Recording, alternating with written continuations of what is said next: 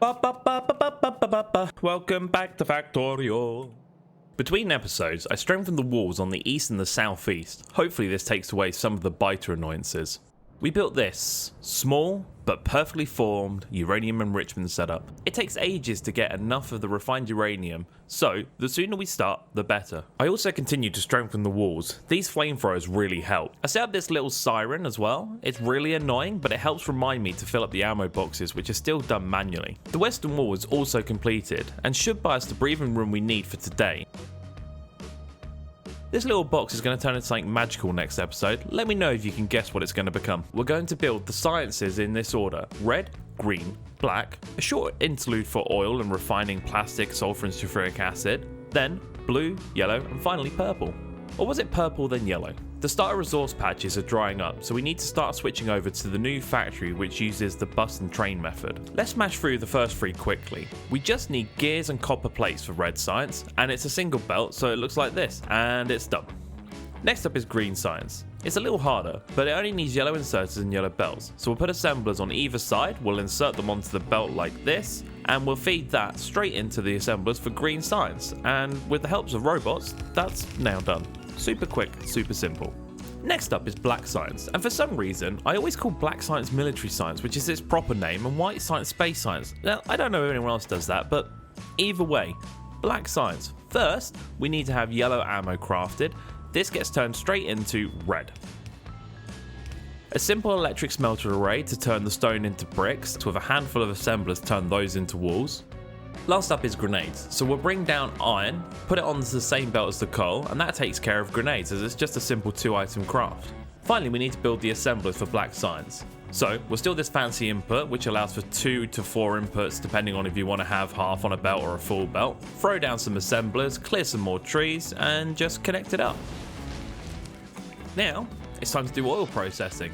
I've stamped down a number of these little blueprints. I've done it in parallel this time. Normally I do it in series, but I was having all sorts of throughput trouble. So we're going to try it in parallel with a little fluid bus on the left hand side and the outputs on the right. I'm hoping this works well, as we'll be loading it with trains, so if we need to, we can split it off of the main liquid bus on the left and have them as 2 separate factories. Now, to just set my robots on the task of building it.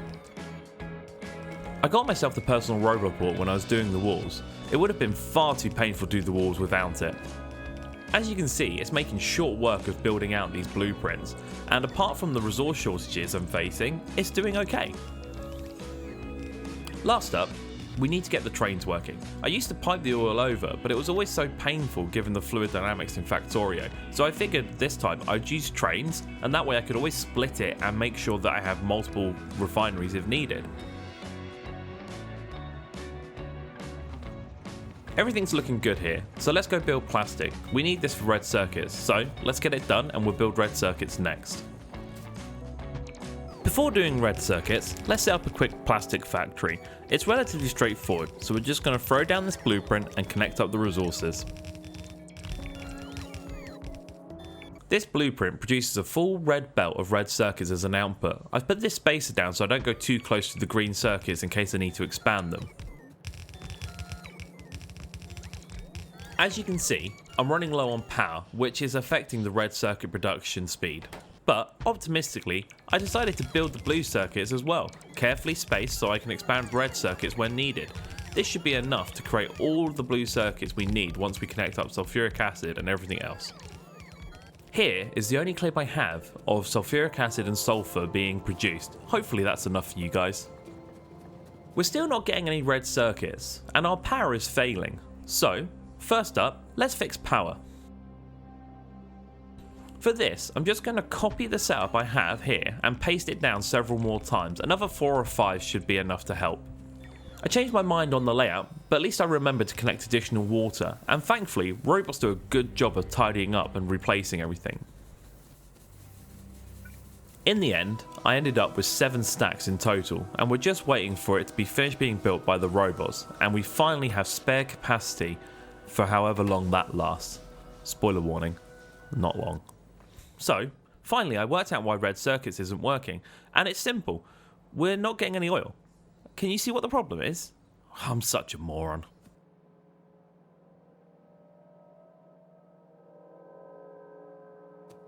Well, we're missing water, so I added water on the fluid bus on the left and then connected it in.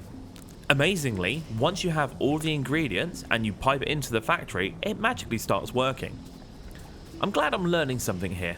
At least now we should have enough red circuits. Well, kind of. We massively underestimated how many we need, so I had to expand the red circuits fully already.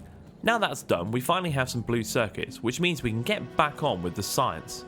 Blue, I believe. First up, we need to make engines, which will require this small pipe factory. We just need to copy and paste these down to the desired length. Copy the top of an existing science factory and connect it to the materials. This will all now magically work if I do just two things: change the recipe and connect it up. But first, let's scale it out to the right number with the help of our robots. And it's done. The old base is no longer valuable to us, and we can start decommissioning it. Time to rip it all down. We have all the sciences we need in the new factory, but we need to rebuild the research labs before we can really get going. So, let's start doing that now. I'm using the same layout as before, with a bit of belt weaving, which means I can get 4 items into the same space that 2 would normally take up. We'll do this a couple more times for other sciences. We just need to connect up the power and place these power poles in, and we're done. Right, back to building out sciences. First up, some production modules. They just need green and red circuits. Next up is electric furnaces. So I'm going to steal the furnace array from earlier, throw it down, and that's it. Then we just pump it into a standard factory and we make electric furnaces. Next up is rails. So we need steel and stone from the bus, and we need to take these iron plates and make them into iron rods. A small factory like this is enough. We then need to feed them into another factory like this, and guess what? We're making rails. It's all connected, it's all working. That is now everything we need, and we just need to make the research packs. So we'll just copy the blue one, paste it down, then run the outputs over to the research labs. I decided to save time here and not do the belt weaving, and instead just throw them on a belt. This means I can do all the sciences up to space science before needing to refactor. Just saves a little bit of time. Now onto the factory I always hate building: low density structures. No matter how many you have, you never seem to have enough. We need a lot of these. I'm going to build 30. I don't know if that's enough, but let's scale it out. Now to make some batteries and connect in the sulfuric acid. Next up is electric engines, which require engines, which we've already built. So I'm going to copy that factory and paste it down. We'll reverse the output on the engine so we can fit the electric motors in the gap next to it. But before we do that, we're struggling for steel. I knew this day would come, and I should be building with electric furnaces, but this is only a temporary base that we're building right now, and I didn't want to spend any time on it. So I'm just going to squeeze, carefully, another smelting array in here. Do a bit of belt weaving, and suddenly we've doubled our steel output. We can get back to electric motors. It's a simple build of engines and green circuits and a touch of lubricant. So we just connect it in and let it run.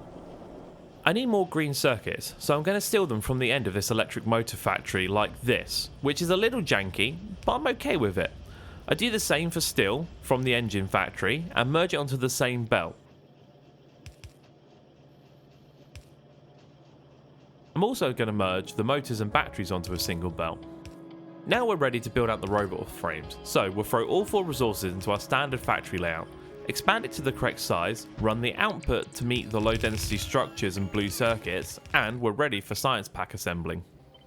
It's the same as the others. Things go in, science comes out. We just need to drop it onto the same belt as purple and we're done. Apart from me running out of belts, again, I really need that logistics network up and working. At least yellow is connected now. Finally, my robots can find me and start sorting out my inventory, sucking out all the crap I've been carrying around and topping up the bits I need.